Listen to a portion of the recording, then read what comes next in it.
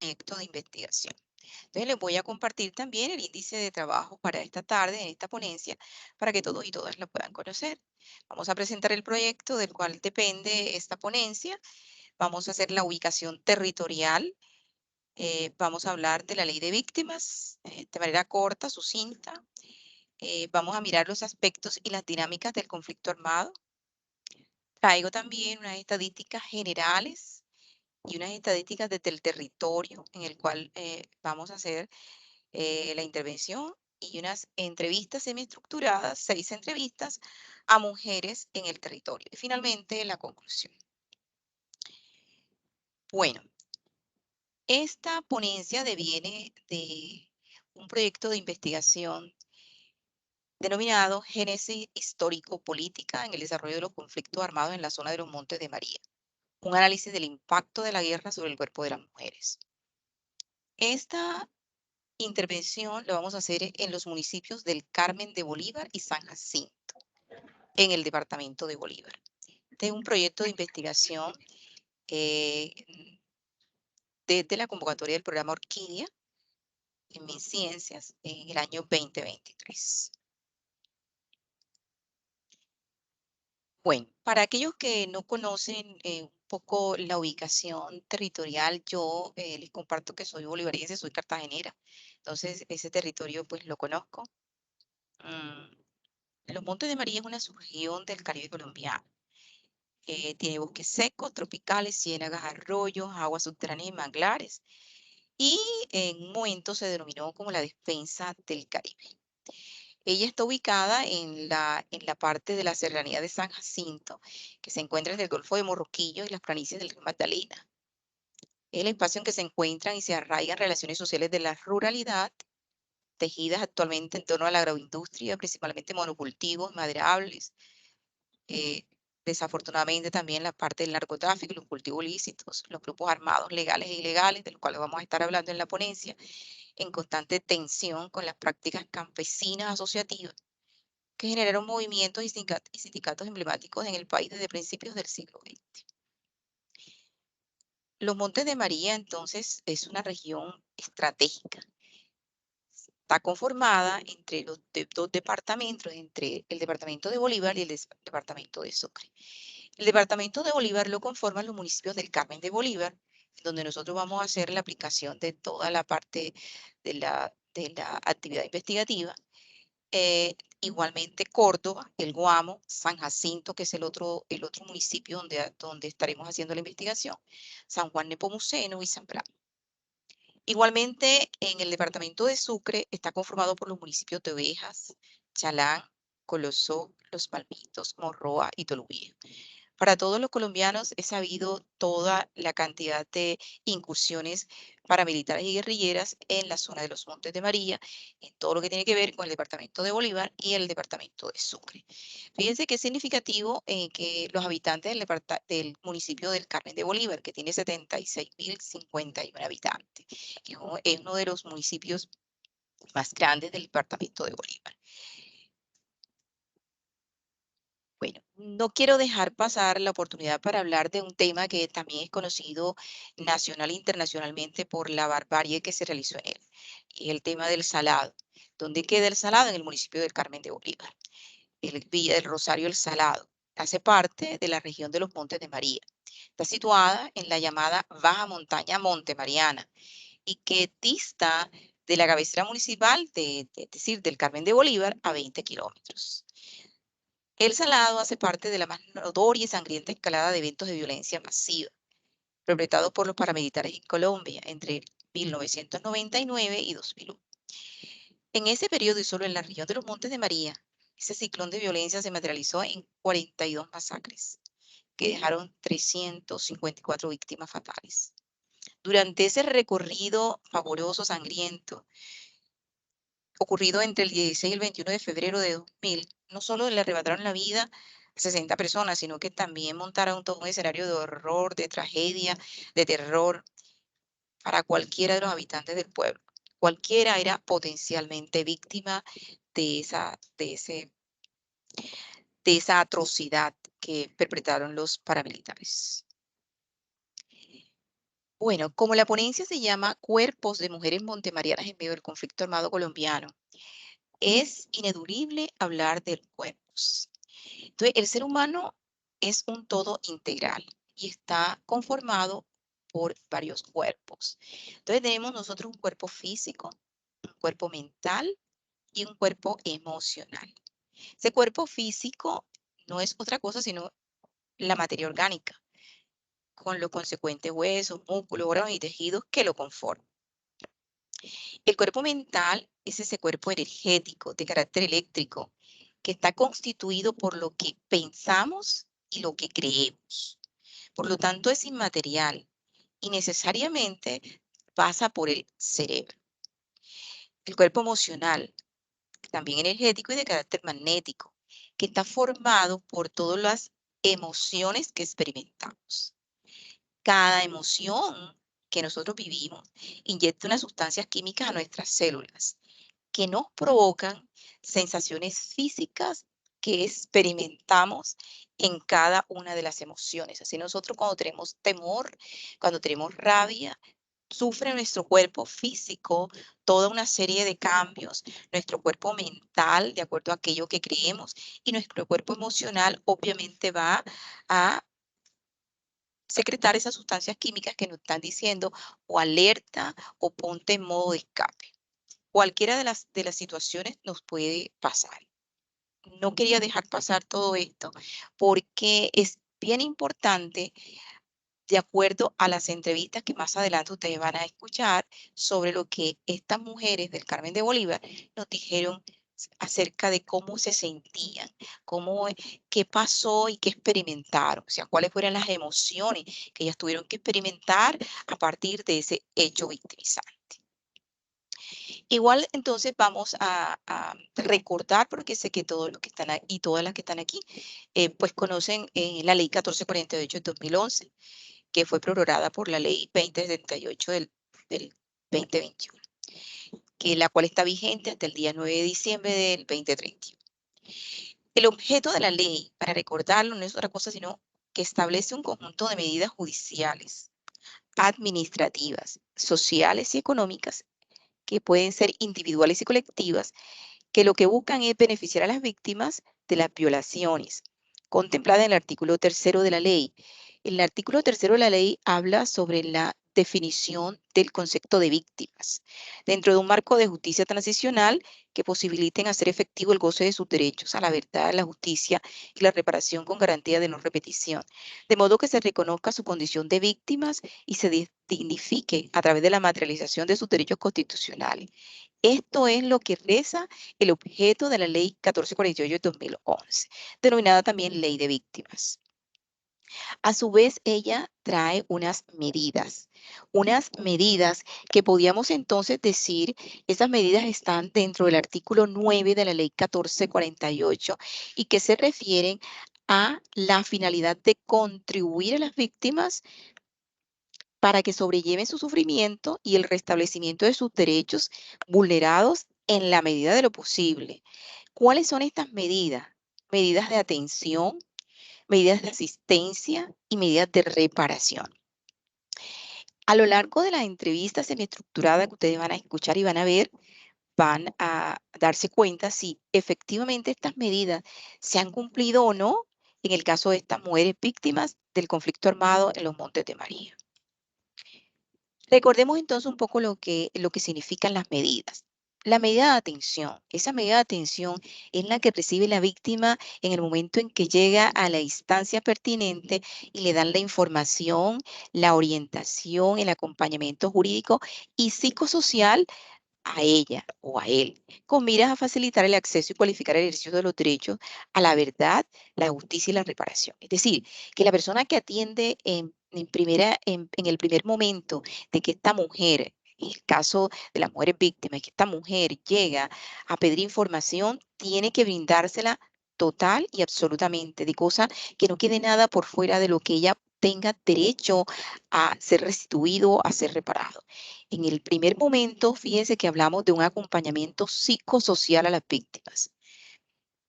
Medidas de asistencia. Se entiende entonces por asistencia a las víctimas del conjunto integrado de medidas, programas y recursos de orden político, económico, social, fiscal, entre otros. ¿A cargo de quién? Del Estado, orientado a restablecer la vigencia efectiva de los derechos de las víctimas, brindarles condiciones para llevar una vida digna y garantizar su incorporación a la vida social, económica y política. Entonces, el Estado tiene que brindar esas medidas de asistencia para poder restablecer un poco todo aquellos derechos vulnerados a las víctimas en ese proceso que ellas tuvieron que sufrir. Medidas de reparación.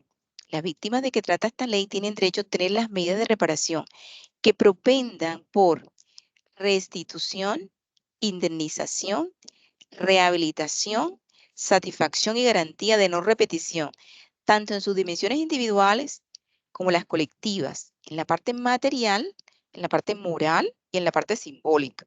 Cada una de estas medidas será implementada a favor de la víctima dependiendo de la vulneración de sus derechos y las características del hecho victimizante. Dado estas dos categorías, que sería la vulneración de derechos y el hecho victimizante, en esa medida se va a dar por parte del Estado esa medida, bien sea de restitución, de indemnización, de rehabilitación o satisfacción de garantía de no repetición.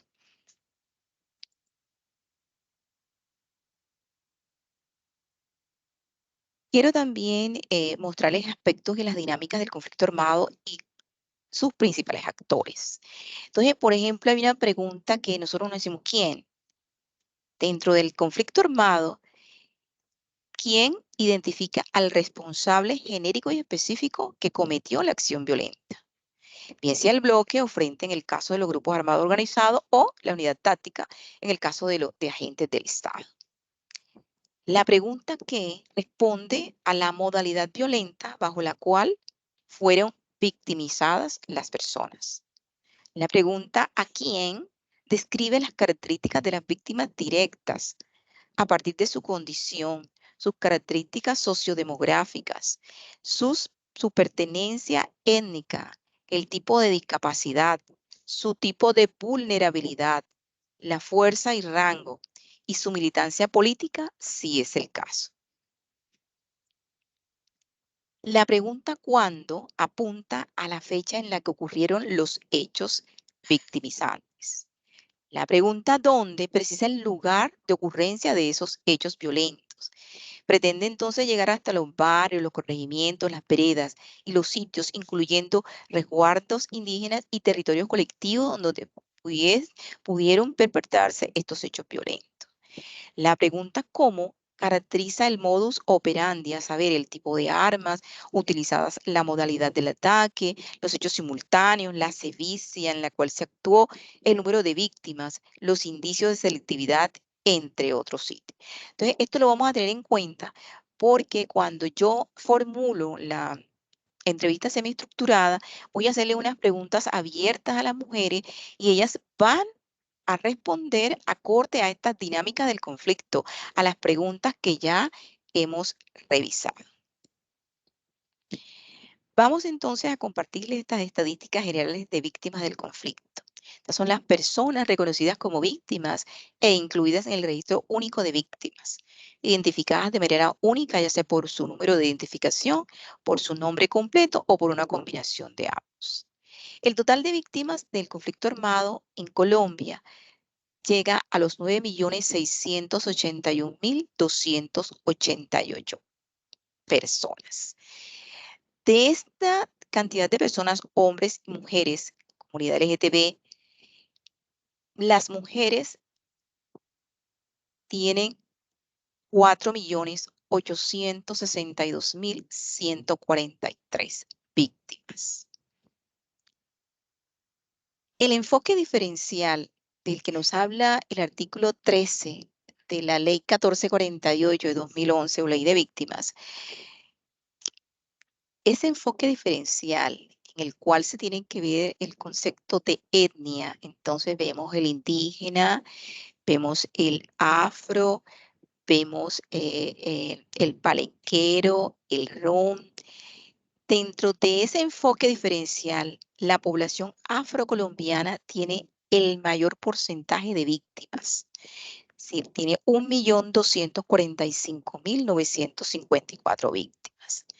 Cabe recordar entonces que de la totalidad de víctimas, que son 9.681.288, las mujeres ocupan 4.862.143. Todas estas estadísticas son tomadas de la unidad de víctimas del Registro Único de Víctimas. Seguimos entonces en estas estadísticas generales.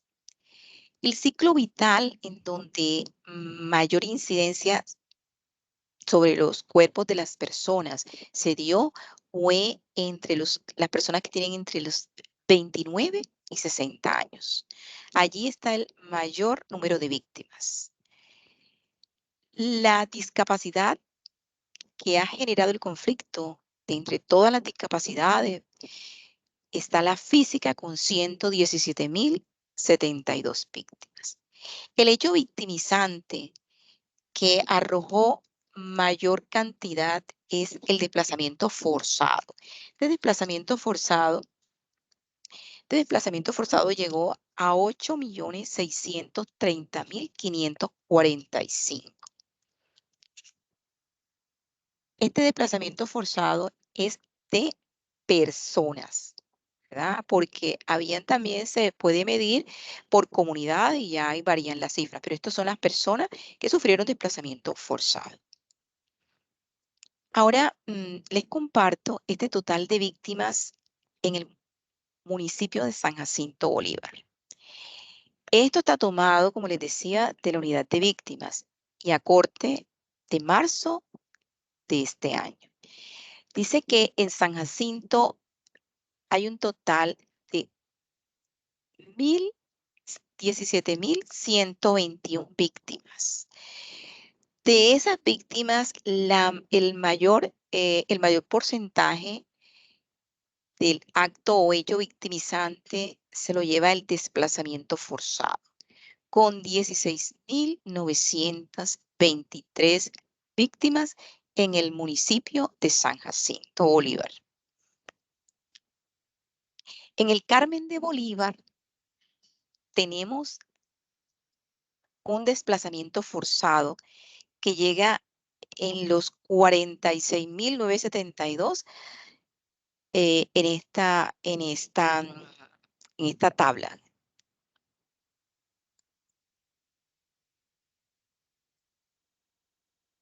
Vamos a mirar esos presuntos responsables en los Montes de María de el hecho de violencia sexual contra las mujeres.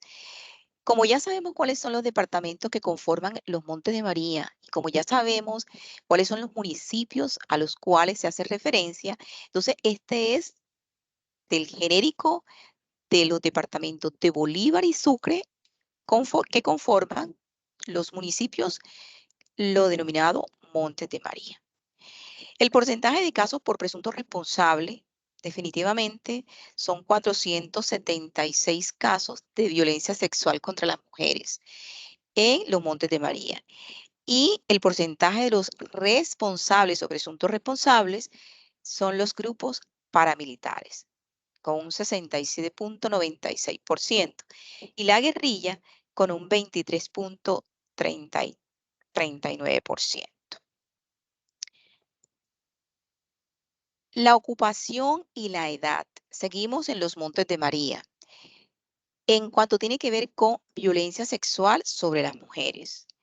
Vamos entonces aquí, vemos 646 víctimas. De esas víctimas, el gran porcentaje son mujeres campesinas. Se dan cuenta que el porcentaje llega a 42.196% de las mujeres campesinas. Y, perdón, 19%.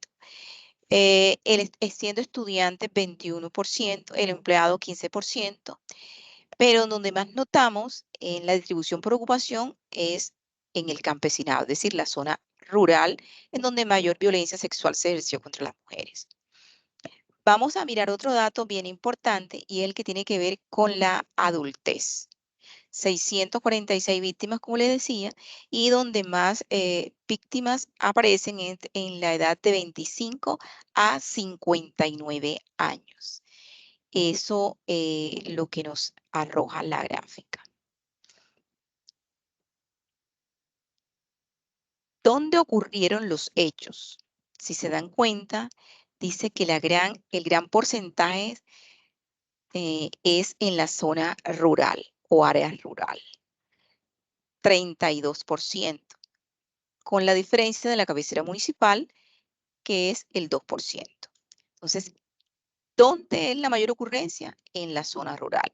Por eso la gráfica de que quienes mayormente fueron violentadas fueron las mujeres rurales. Por eso es que la gráfica también nos dice que la edad es entre los 29 hasta los 60 y algo, o sea, una edad eh, que están las mujeres en edad fértil o aún en unas edades que no son, aunque hay porcentaje en otras edades, pero mayoritariamente son en esas en donde se produce la violencia sexual.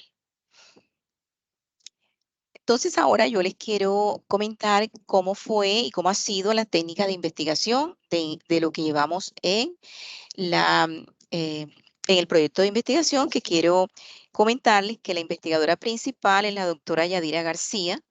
La joven investigadora es la abogada de la Universidad Cooperativa Daniela Segura y yo como coinvestigadora. Nuestra investigación es de corte cualitativo. Se tomó un muestreo no probabilístico y el método de recolección de datos fue la entrevista semiestructurada. Y para la recolección de datos tuvimos en cuenta los siguientes factores. ¿Qué datos tenemos que recolectar? ¿A qué sujetos o población específica? ¿Cómo lo vamos a recolectar y cómo lo vamos a analizar? Además de esto, recordemos que cuando nosotros hacemos entrevista semiestructurada o entrevista estructurada o cualquiera de las técnicas, encuestas, tenemos que, en el caso de las entrevistas, tenemos que pedir un consentimiento informado a las personas que van a ser entrevistadas. Yo les hablo de que hay un muestreo no probabilístico y quiero decirles en qué consiste ese muestreo. Ese muestreo no es sino un estudio exploratorio. Es como una muestra piloto que se utilizó dentro de la gran población que nosotros hemos estructurado para realizar las entrevistas semiestructuradas, pero de esa tomamos una muestra para poder mostrarles algunos datos importantes que necesitamos para poder darles unas conclusiones, unos resultados en la investigación. También decimos que hay una entrevista semiestructurada. Esa entrevista semiestructurada lo que busca es recolectar unos datos a las entrevistadas a través de un conjunto de preguntas abiertas. Cuando nosotros hacemos preguntas abiertas, es probable que de la respuesta de la entrevistada salga también alguna otra que necesariamente deba continuarse para complementarla. La finalidad de esa entrevista semiestructurada no es otra cosa sino entender el área de interés que nos formulamos en la pregunta de investigación.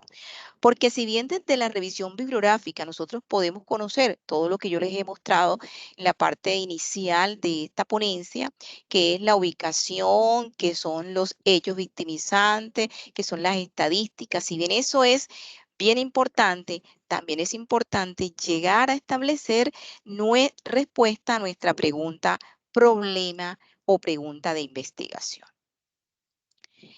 Quiero compartirles entonces, a partir de este momento, quiero mostrarles algunas evidencias de unas fotografías que nos compartieron nuestras entrevistadas em, dentro de esta investigación en curso. Aquí vemos a esta señora que se llama Ledis. Ella nos relató en audio su historia, una historia cruda, real, de lo que han vivido las mujeres en los Montes de María. Entonces, ahora esta señora Ledis se dedica a la apicultura. Ustedes van a mirar que esta es su labor. Antes de los hechos victimizantes, ella se dedicaba a otras labores. Ella está realizando estas labores de apicultura en otro territorio distinto a su origen. Es decir, ella está en una tierra distinta a la tierra que la vio nacer.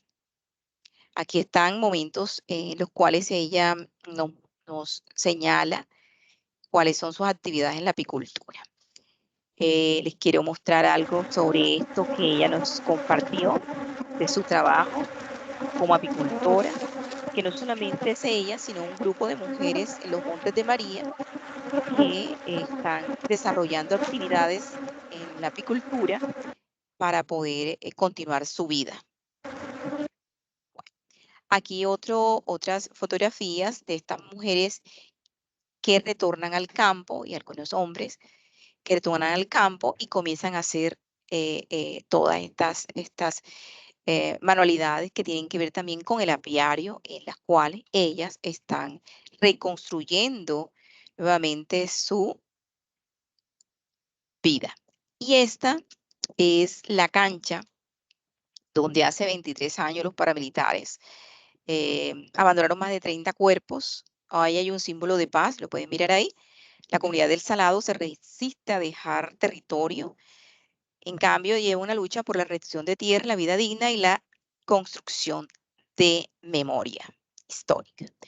Bueno, y ahora quiero presentarles estos relatos de estas mujeres, las cuales nos permitieron conocer algo de la historia eh, de sus vidas a través de la violencia que les correspondió vivir. Buenas tardes, me encuentro en el barrio Nariño del municipio del Carmen de Bolívar, centro de los Montes de María. El objetivo de esta entrevista es para darles a conocer un breve relato de lo que fue el sufrimiento de las mujeres víctimas del conflicto armado en los Montes de María. Aquí me encuentro con la señora Lady Gamarra e Isela Salinas. Buenas tardes, mis señoras. Hoy vengo a hacerle esta serie de preguntas, ya que necesitamos mucho saber un poco de lo que fueron ustedes, cuál fue el sufrimiento de ustedes, y para darle a entender a las personas que no tienen conocimiento de este sufrimiento, ellos estén enterados de todo. Bueno, una de las preguntas que le voy a hacer es, ¿qué tipo de violencia sufrieron ustedes? Desplazamiento forzado. ¿Usted, señora? Ok. ¿Cuándo y dónde ocurrieron los hechos? En el año 96 en la vereda La Negra. ¿Y usted? El Carmen de Bolívar. ¿El Estado les ha brindado la atención en la reparación de vida? No. No. A partir del hecho victimizante, ¿qué tipo de afectación usted tiene? Afectación económica porque me tocó salir de mi vereda para la ciudad donde no encontraba los alimentos para subsistir. ¿Qué tiempo demoró usted para, no digamos retornar, sino mejorar un poco esa situación y luego retornar? Unos 6 años. ¿Y a usted, señora Isela? Nosotros nos devolvimos un año después. Un año después. Ok. Igual en la ciudad no encontramos pues, los recursos para mantenernos y nosotros nos tocó devolvernos. ¿Cómo les parece? Ok. ¿Y usted, señora Lady, qué Me más tocó tiene que...? regresar, volver nuevamente al campo y dedicarme a la apicultura, dejar pues mis estudios atrás y seguir con lo que me daba para vivir, que era la apicultura en este momento.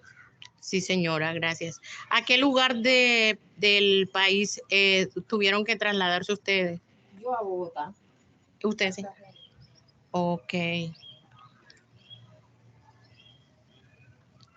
¿Cómo este hecho violento ha impactado su vida en los aspectos emocional, familiar, social y económico? En la actualidad. Emocional, exactamente. En la actualidad. En ese momento y en la actualidad. Bueno, cuando fue la época de la violencia, yo era adolescente y hubo muchas restricciones en cuanto a mi familia. Este barrio quedó solo. Los vecinos se fueron, quedamos unas cuantas familias y ya después fue muy difícil vivir aquí. Entonces nos tuvimos que irnos para la ciudad y cuando volvimos seguía todavía la guerra, entonces hubo que restringirnos mucho porque a las 6 de la tarde ya estábamos encerrados, eran las noches más largas de la época, era horrible llegar a las 6 de la tarde porque no sabíamos si íbamos a amanecer o no. La violencia aquí en el Carmen de Bolívar, en el casco urbano, fue cruel, igual que en las zonas rurales, y de pronto hubo la posibilidad en algunas familias como la mía, que sí tuvimos la oportunidad de irnos los hijos y estudiar después en mi casa, porque somos profesionales y estamos trabajando en lo posible. Yo soy trabajadora social y estamos trabajando pues con población víctima todavía. Mucho lo que hay que hacer todavía para reconstruir todo el tejido social que se rompió en ese momento.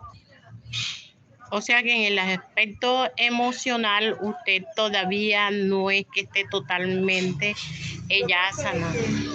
Una víctima del conflicto armado haya vivido lo que haya vivido, nunca supera totalmente. Además que el Estado estuvo ausente aquí y está ausente en la zona. Nosotros nunca tuvimos un acompañamiento psicosocial. Nunca hubo un acompañamiento, pues como dicen por ahí, le teníamos miedo a la policía y le teníamos miedo a los soldados, entonces tampoco hubo un acompañamiento de las Fuerzas Armadas. Así que nos tocó solo hacernos el camino, tanto a los campesinos como a las personas que vivíamos acá en el municipio. Ok. ¿Qué tiene que decir sobre esto, señora Lady? No se alcanza uno a recuperar nunca. Eso es algo que te llegó y te marcó. Ya no. O sea, con todo lo que ustedes me están comentando, el Estado ha sido nulo, ha sido indiferente con ustedes. Totalmente. Ok. Bueno, muchísimas gracias. Bendiciones.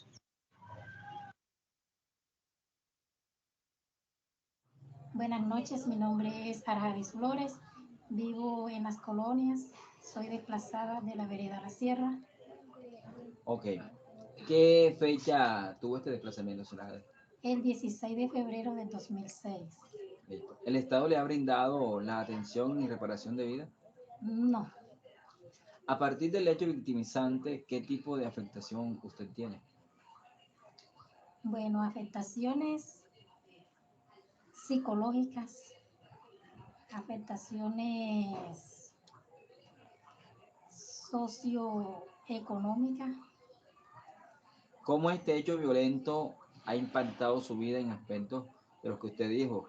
Económico, social, familiar, emocional.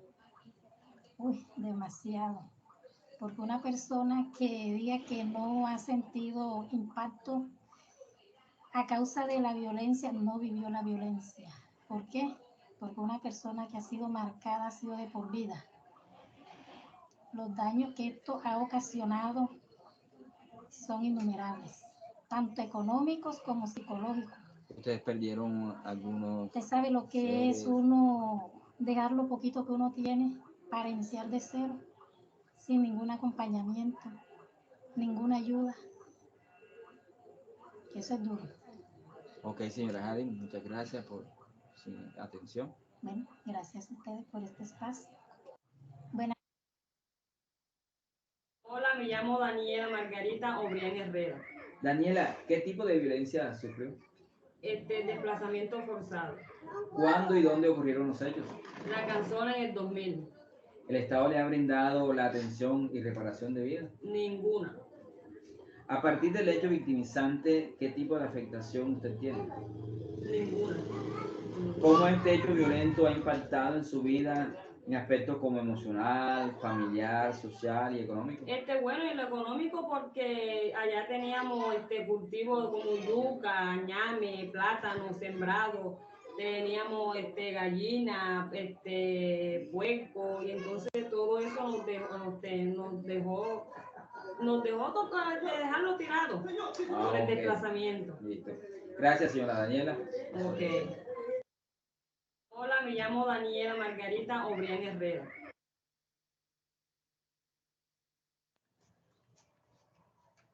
Buenas tardes.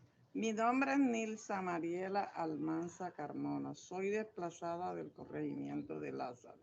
Ok, señora Nilsa. ¿Qué tipo de violencia sufre usted? Desplazamiento forzado. Ok. ¿Cuándo y dónde ocurrieron los hechos? En Lázaro, en el año 2000, la fecha exacta no recuerdo porque fueron momentos en que quedé con cuestiones psiquiátricas. Ok. ¿El Estado le ha brindado la atención y reparación debida? Claro que sí. ¿Qué le ha dado? La indemnización hace 2 años. Ok.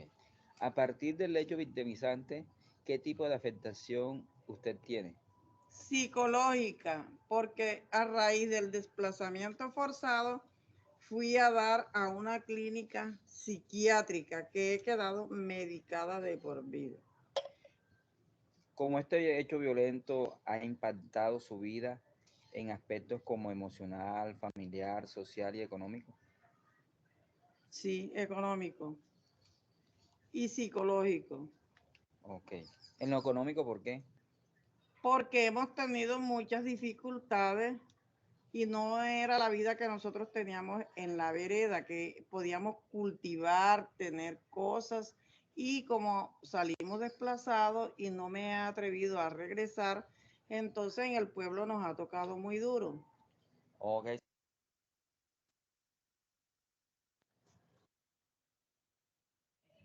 Hola, buenas tardes. Mi nombre es Maribel Seña Serrano. ¿Qué tipo de violencia sufrió usted, Maribel? Desplazamiento forzado ¿Cuándo y dónde ocurrieron los hechos? en la vereda El Chorro en 1997. ¿El Estado le ha brindado la atención y reparación debida?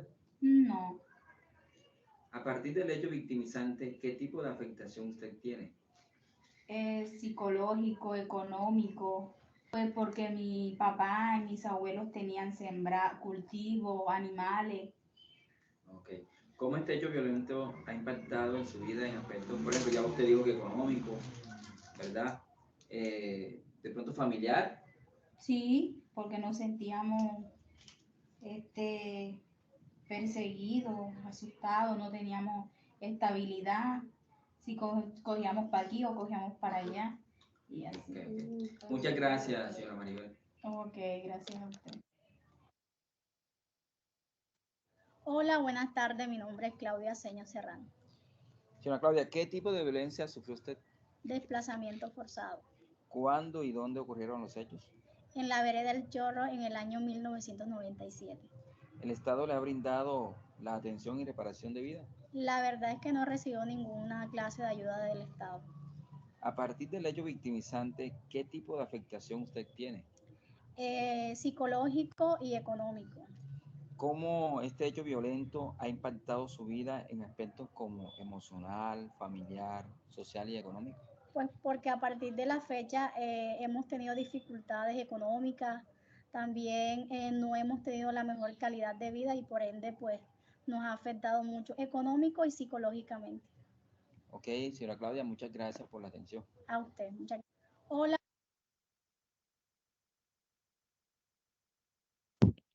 Bueno, las mujeres montemarianas siguen siendo unas mujeres fuertes, dispuestas a salir adelante. Han generado emprendimientos, se han logrado posicionar como mujeres embajadoras de paz. Han retornado algunas a sus lugares de origen, otras han tenido que hacer una vida distinta en otros territorios, pero ninguna de ellas se ha resignado a esas violencias que sufrieron y se han quedado calladas frente al hecho, sino que han tratado de seguir sus vidas. Aún en medio de esas situaciones económicas difíciles, en medio de las situaciones psicológicas que ellas narraron en todas estas entrevistas. Entonces, hacer como un recuento de cómo el Estado, dentro de estas 6 entrevistas que se hicieron, una sola de las mujeres entrevistadas ha recibido ayuda del Estado. Entonces, ese porcentaje también nos tiene que señalar que algo no está funcionando dentro de la obligatoriedad del Estado para brindar la reparación a que está llamado conforme a la ley de víctimas. Agradezco a la abogada María Bernarda Pérez y al abogado Jeremy Vaz, que fueron los que aplicaron esas entrevistas en esos lugares. Y a ustedes, pues agradecerles su atención a esta charla, que no busca otra cosa, sino que entendamos que el conflicto armado no se acabó, que dejó huella y que el conflicto armado se sigue viviendo en la mente, en el corazón y los sentimientos de las personas que lo padecieron. Muchísimas gracias. Gracias, profe. Gracias, doctora, por compartirnos su trabajo. Toca fibras esta situación. Y qué bien que se dan estos espacios para que se conozcan estas situaciones de primera mano. Bueno, abrimos ahorita el espacio para preguntas. En un segundo voy a compartirles el enlace de la asistencia por el chat. En caso de que tengan preguntas, por favor pueden levantar la mano o escribir por el chat.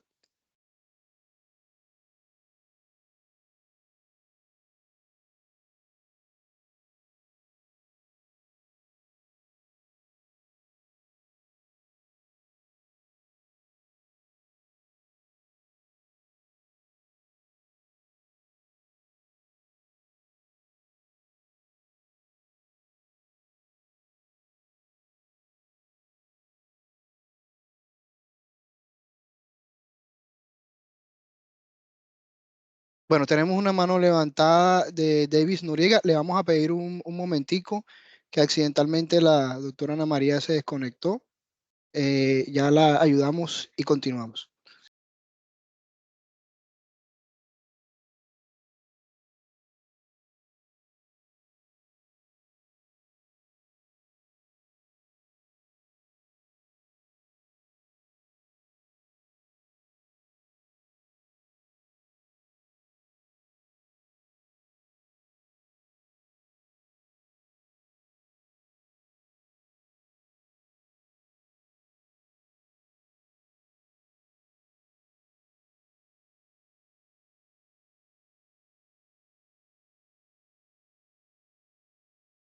Bueno, a todas y a todos, si tienen algunas inquietudes, preguntas, con muchísimo gusto estoy aquí para poder dialogar con ustedes.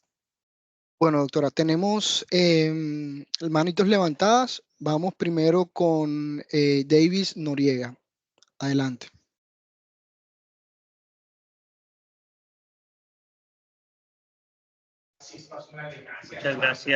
Muchas gracias a la doctora Ana María Negrete. De verdad que es interesante escuchar estas narrativas, sobre todo porque se hilan no solamente con el discurso verbal, sino con el discurso corporal y cómo el cuerpo también refleja esas situaciones que muchas veces nosotros desconocemos. Soy de Urabá y nosotros casi que compartimos, digamos, por cosas de la vida, algunas de las situaciones que hemos vivido en temas de violencia, guardando las diferencias particulares de los territorios. Pero más que pregunta, quiero felicitarles por este trabajo. A veces se invisibilizan las realidades y es lo que se llama una revictimización. Además del conflicto que han sufrido, además que el Estado no responde, pues se invisibilizan estas situaciones que generan patrones cíclicos de repetición de violencias, ya no tal vez tan crudas como hace años y de manera desalmada, por así decirlo, pero que se van generando otras dinámicas a las cuales hay que prestarle atención y atender. Felicitarles por este trabajo. He tenido la posibilidad de trabajar con víctimas y sé lo beneficioso que es el poder hacer ese proceso de catarsis y de hablar y de establecer pues de hablar de eso que de pronto no se ha podido hablar. Me hace mucho, pues me genera mucha satisfacción el que se haya enfocado en mujeres. Nosotros somos un continente y una parte del continente Latinoamérica que se ha destacado por ser muy machista, no se diga Colombia y bueno, y algunas regiones, entre esas la nuestra de Urabá.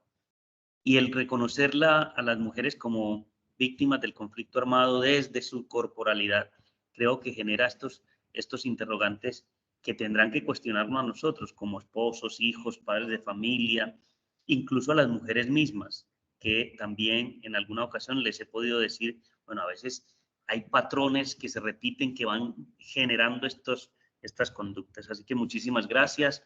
Interesante, ojalá que, me imagino que esta es, como entiendo, como el primer avance, tendrá una segunda etapa, como espera uno, siempre que hay víctimas uno espera 2 o 3 etapas más.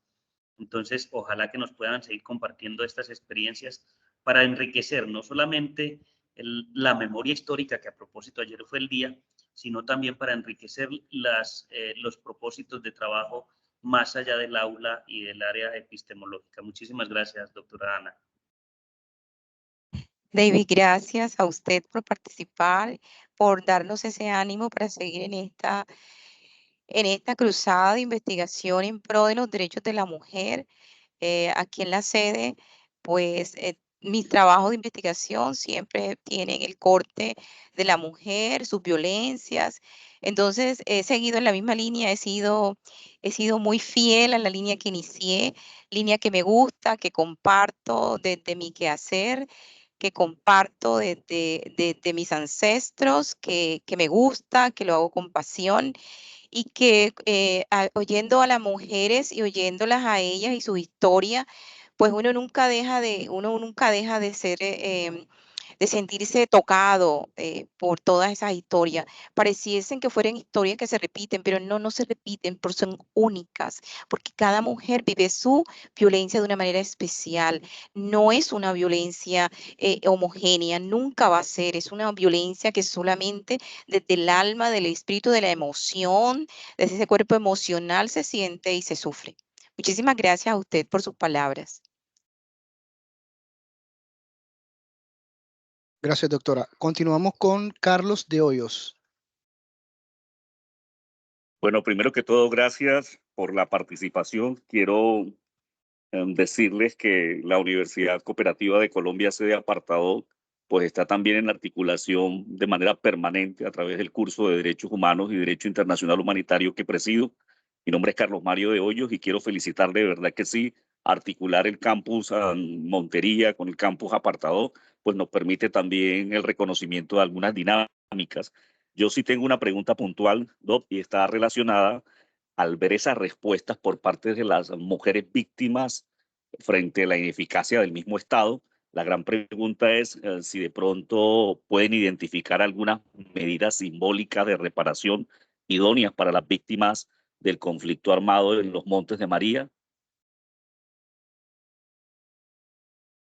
Bueno, la intencionalidad es que nosotros nos vamos a reunir con este grupo de mujeres y vamos a ver de qué manera vamos más allá de la investigación para lograr articular su realidad con la parte documental y la investigación. Me parece que los investigadores tenemos que ir mucho más allá de la parte documental y de la parte investigativa y tornarnos actores importantes de la solución de los problemas. Y en este caso, como hemos identificado que de 6 entrevistas, solamente una ha recibido la indemnización por parte del Estado y las otras víctimas, pues no. Entonces, allí hay una situación coyuntural que nosotros tenemos de una u otra forma que abordar y yo particularmente lo voy a hacer. Estoy determinada a hacerlo. Muchas gracias, Carlos, y con todo gusto estaríamos articulando actividades porque es importante la articulación. Gracias, doctora. Continuamos con Javier Polo. Buenas tardes, profesora Ana María, pues como siempre expresándole mi más sincero respeto y aprecio, como siempre, a usted y a su trabajo. Desde la cátedra, desde la academia, le habla Francisco Polo, su estudiante de toda la vida. Pues yo quisiera pues resaltar mucho el tema de la visibilización de este tipo de violencias, porque usted bien lo ha dicho y nos lo ha dicho a todos los que hemos sido alumnos suyos desde siempre, lo que no se menciona no existe. Aquello que no se visibiliza se va a mantener ahí como escondido, como pasando en las sombras, de pronto de una sociedad muy indiferente que no quiere voltear a mirar esa otra realidad que todos sabemos que sucede, pero que de pronto la queremos tapar como querer tapar el sol con un dedo, cuando realmente eso es imposible. Le digo yo que desde mi experiencia como estudiante también trabajé en investigación relacionadas con conflicto armado y víctimas, y el patrón común siempre es que las víctimas tienen la sensación o la percepción de que el Estado no les ha respondido lo suficiente. Es muy lamentable encontrar todavía a día de hoy que las víctimas del conflicto no se hayan sentido lo suficientemente satisfechas en sus derechos en sus garantías de reparación, no repetición y de pues restitución. Entonces es importante que desde la academia sigamos visibilizando este tipo de situaciones, que sigamos poniendo en el ojo público ese tipo de situaciones que por alguna razón se han querido invisibilizar, y empoderar, por supuesto, a las víctimas para que a través de este tipo de ejercicios académicos ellas sientan que tienen una voz y un respaldo, que nosotros también estamos viendo esto. Muchas gracias. Gracias, Francisco. Gracias por su aporte. Sé que usted es una persona que le gusta la investigación, que le gustan estos temas y bueno, y seguir adelante, porque está joven, tiene todo un camino de investigación por el cual usted tiene que trabajar y mostrar y señalar dónde están esos detalles que pueden hacer de esta sociedad una sociedad mucho más amable, mucho menos violenta. Muchísimas gracias. Bueno, muchas gracias, doctora, por su intervención, por la ampliación del tema con las inquietudes de los participantes. Muchas gracias a los participantes también del día de hoy, recordando a todos que la Cátedra para la Paz se desarrolla los jueves habitualmente a esta hora, 4 de la tarde, y tenemos esta duración aproximada de 1 hora. Los invitamos a que se sigan conectando. Y gracias por la asistencia y la actividad o la armonía con la que hemos compartido la tarde de hoy. Les habla René Campo, coordinador del CIP del Campus Montería. Muchas gracias nuevamente. Feliz tarde para todos. Muchas gracias por el Muchas espacio. gracias. Felicitaciones. Feliz Gracias a tarde. ustedes. Hasta luego. Hasta luego. Gracias. Gracias. Muchísimas gracias. Gracias a ustedes. Gracias, docente.